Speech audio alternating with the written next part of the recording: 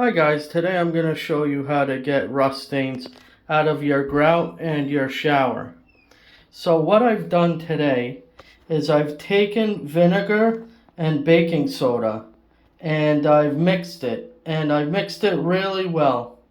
And after you mix it, you wait a little bit. And then after that, your next step is to take a brush or a sponge and get it out of the grout. Now you have to make sure that you don't do it too hard or you'll get the grout out. Now I'll show you right now how to do it. These two steps.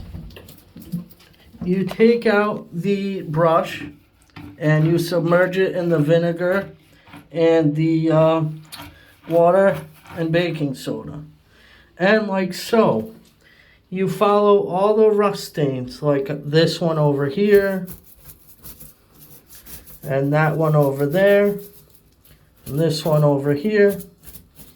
Now you don't want to put too much elbow grease or else you'll be wrecking some of the grout and some of the enamel. So see, I follow the rust stains all the way to the bottom, and I go like so, back and forth.